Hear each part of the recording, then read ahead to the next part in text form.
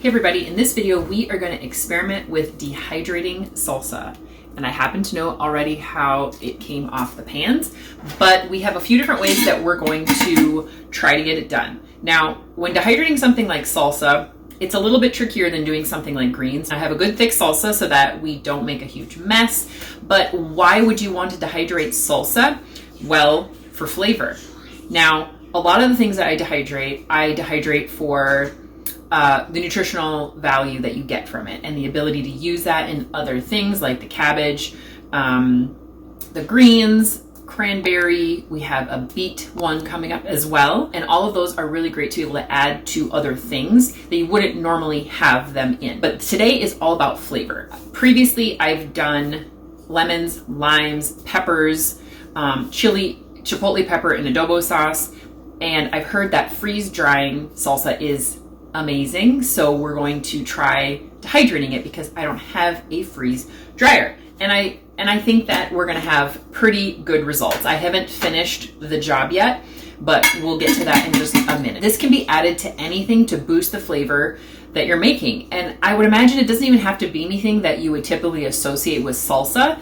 When you dehydrate anything, it really concentrates the flavor. So 48 ounces of salsa gave us about this, which is a little less than a quart. Now, some of it didn't get used. We had to get rid of some of it, and I'll show you exactly what happened, but you don't need much and it goes a long way.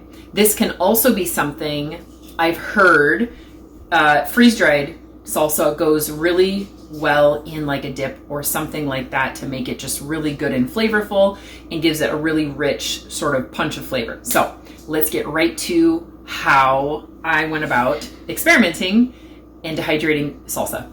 So we have three different ways we're going to try dehydrating this salsa. First, I'm going to spread a thin layer of it on the fruit leather tray that came with the food dehydrator. And this is plastic, which I don't particularly like to use, but I'm going to give it a try. Now, I used the salsa that you just saw. It's a very thick salsa, just store-bought. And so I wanted to try to have a little bit of an edge, which is why I thought that this fruit leather tray might work well. And I also wanted to try using a non-plastic tray. So I put a little bit on a small stone baking tray. The sides are a little taller than the fruit leather tray, but they're still pretty shallow. So I wanted to give it a try. Then I wanted to do a two-part strategy using the metal dehydrating trays. First, I wrapped the tray with aluminum foil, or at least the top of it. And so this would ensure, or at least minimize, any dripping mess that may occur. If you have a much thinner salsa, it might not work so well, but I'll show you in a little bit kind of how things look when they came out of the dehydrator. Then on top, I put my silicone tray liners, which I love for so many reasons. Using silicone liners, usually, not with the salsa, but normally with other food, is a way to be able to keep airflow on the bottom of the food while preventing food from falling through those larger gaps on the metal trays. As I'm sure you can imagine, because salsa has a high moisture content, even my thick salsa, it took a little longer to dehydrate than a lot of other foods, but honestly, it didn't take as long as I thought it might. I did dehydrate it at 125 degrees and my timer automatically defaults to 18 hours. At the end of that time, this was done. So I don't actually have an exact length of time on it, but I know that it was less than 18 hours. So now for the results. The stone baking tray was a mess. The salsa was completely glued on.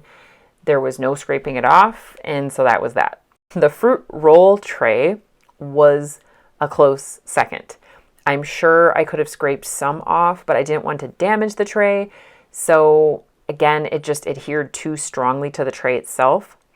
But what surprised me is that the third method, which was a last minute attempt to see what other options we could try to, experiment with dehydrating this salsa, it ended up being, in my opinion, wildly successful.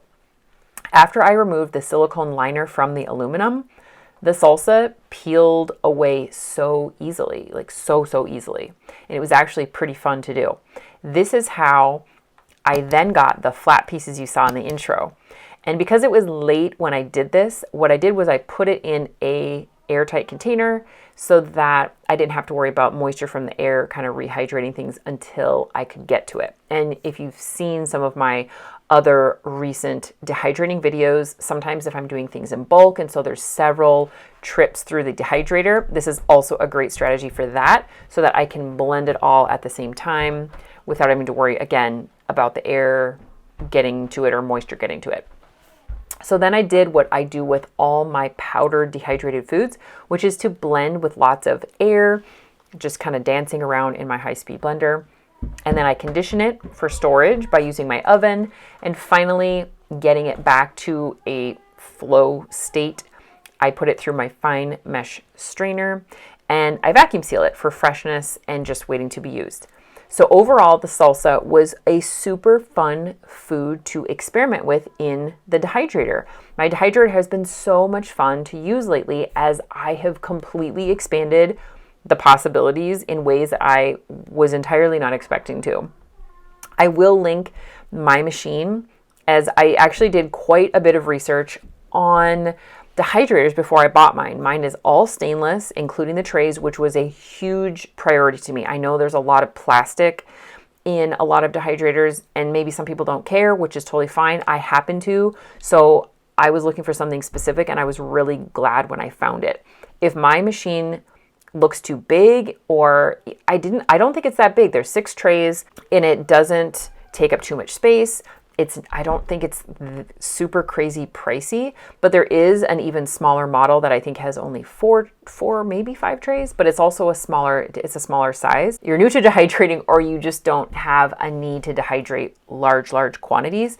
Those can be really great so that you have access to a dehydrator, but it's not this big, space. It doesn't take up a lot of space and a bunch of storage when you're not using it and things like that. So I will link my machine if you want to take a look at it. You should be able to see the other sizes too from that link, and they have bigger ones too. Thank you for being here. If you want to see more of what comes out of my kitchen, more dehydrating and kitchen projects, stay tuned. I hope you have a wonderful day, and we will see you soon.